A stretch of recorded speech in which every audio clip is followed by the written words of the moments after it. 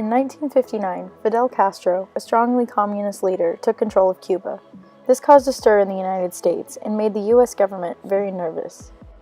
Communism is a form of government where all of the major resource production sites, like farms, factories, and mines, are owned by the state and wealth is distributed equally or according to individual needs between citizens. This is exactly opposite to the United States' capitalist form of government. Capitalism is a form of government that authorizes the private ownership of major resource production sites and allows market forces to decide the production of goods and how the income and profits are distributed. Because Castro was a communist, he did not approve of American businesses and interests that were involved with Cuba and felt that the nation should take more control of itself. At the start of his reign, he began reducing the influence America had on the island by nationalizing the industries that America dominated and beginning land reform schemes. President Eisenhower decided to allow the recruitment and training of 1,400 Cuban exiles from Miami into the CIA to overthrow Castro as a part of a plan known as the Bay of Pigs invasion. In 1961, John F. Kennedy was elected President of the United States. The CIA convinced him to continue the Bay of Pigs operation. On April 17, 1961, the trained Cuban exiles, dressed as rebelling Cuban military, rolled onto the beach at the Bay of Pigs, equipped with American landing craft and weapons. Castro's forces greatly outnumbered the exiles, and the invasion came to an unsuccessful end very quickly. Over 100 Cuban exiles died, and more than 1,000 were taken prisoner. There were many reasons why the Bay of Pigs invasion was a failure. There was a lack of secrecy, a lack of U.S. air support, the United States suffered pre-invasion military failures, and made wrongful assumptions about the Cubans. This failure cost the United States $58 million in exchange for the captured exiles and almost brought the world to the brink of nuclear warfare. The Bay of Pigs invasion led to the most dangerous confrontation between the United States and the Soviet Union during the Cold War, known as the Cuban Missile Crisis, where the two countries became extremely close to nuclear war over Cuba.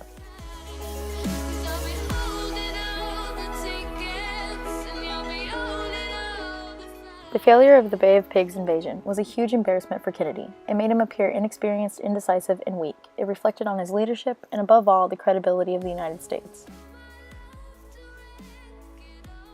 Nikita Khrushchev tried to capitalize on youthful American President Kennedy's failure. 4 months after the invasion, Nikita began building the wall to divide communist East Berlin from West Berlin.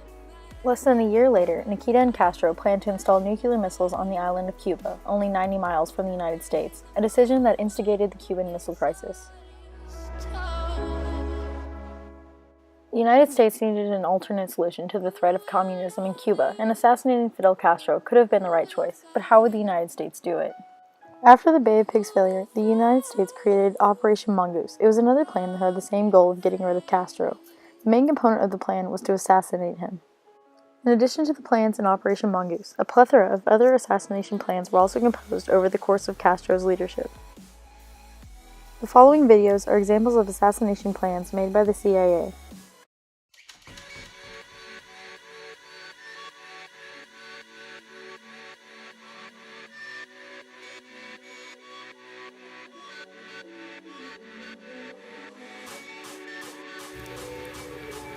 Oh, what a nice, lovely cigar! Nothing bad would ever happen from this.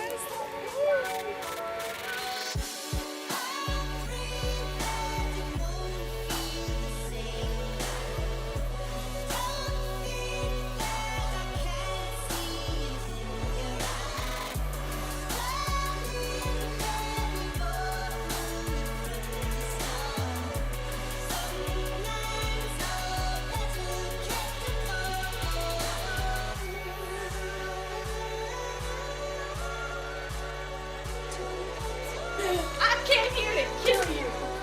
You can't kill me. Nobody can kill me.